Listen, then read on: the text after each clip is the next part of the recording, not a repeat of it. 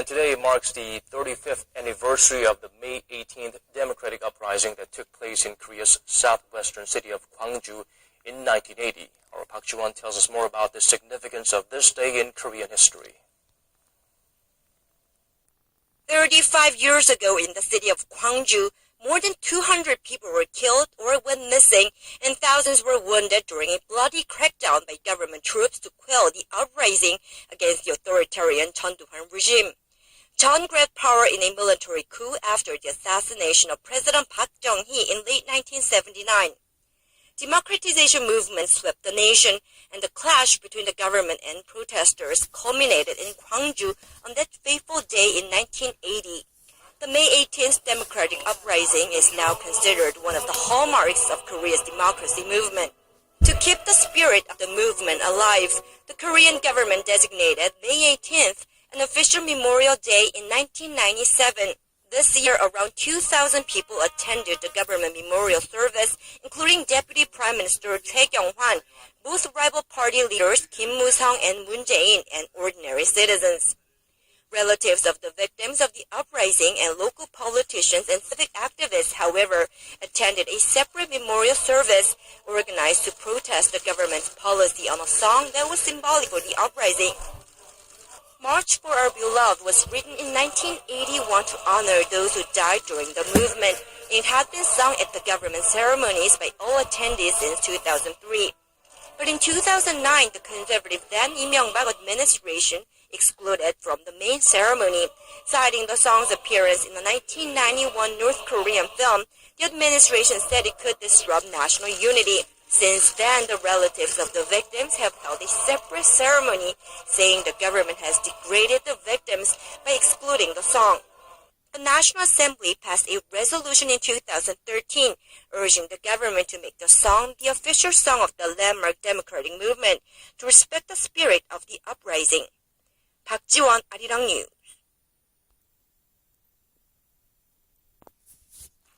UN Secretary General Ban Ki-moon will arrive in Seoul on Monday for a 5-day visit. On the following day, the UN chief will attend the World Education Forum in Songdo and hold a joint press conference with UNESCO Secretary General Irina Bokova.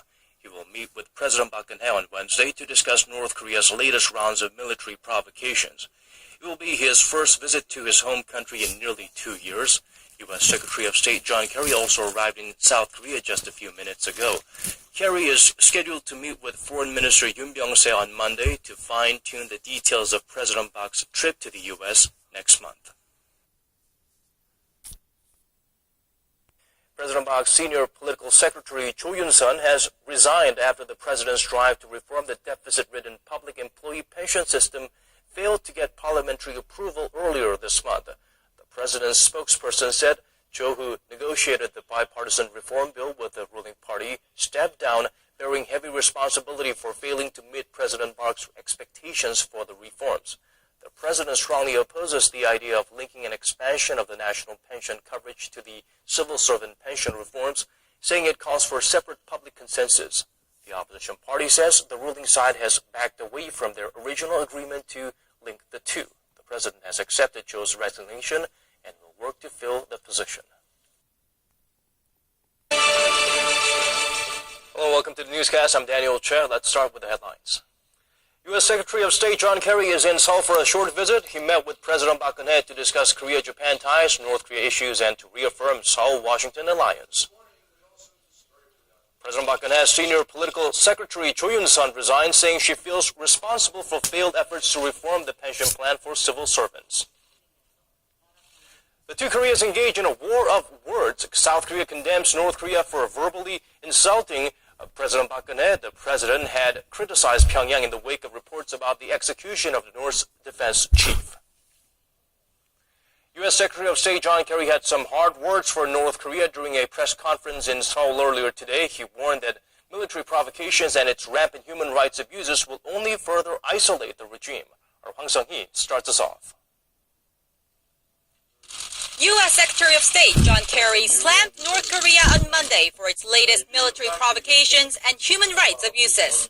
In a press conference following talks with South Korean Foreign Minister Yoon Byung-chae on Monday, Kerry warned of stronger sanctions against Pyongyang for its recent test of a submarine-launched ballistic missile. We are indeed talking about ways to increase the pressure and increase the potential of either sanctions or other means of making it clear to him that he is on a very dangerous course in the missile systems and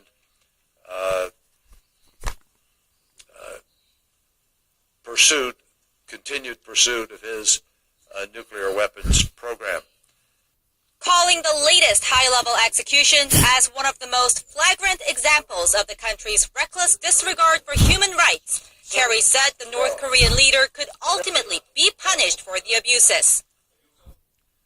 And if their horrific conduct continues, it is hard to see how that referral to the criminal court would not take place. Their behavior is against all notions of conscience, all standards of behavior, anywhere in the world. Despite the strong words, Kerry said Washington is seeking a peaceful resolution for the Korean Peninsula, not further conflict, saying this will only be possible when Pyongyang is ready to deal with its nuclear program. Until then, he said Seoul and Washington will work together under an alliance that is stronger than ever.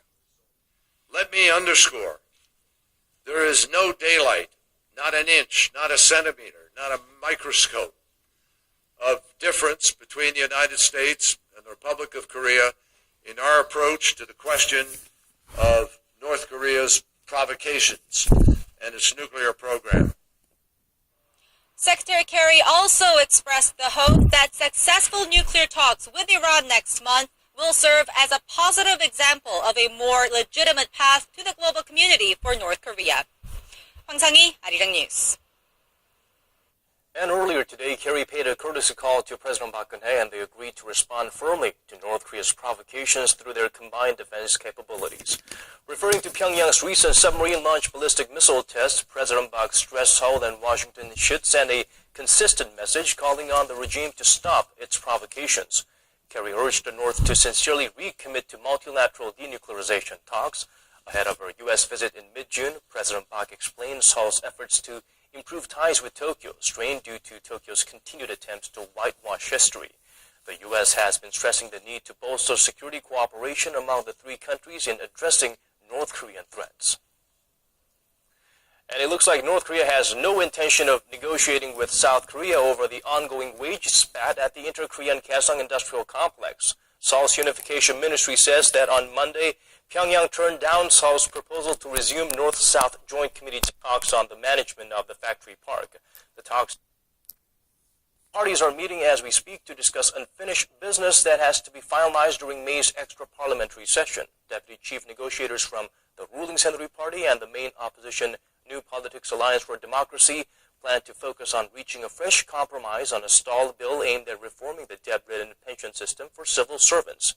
The opposition party wants to stick to the original agreement to link those reforms to an eventual overhaul of the national pension system.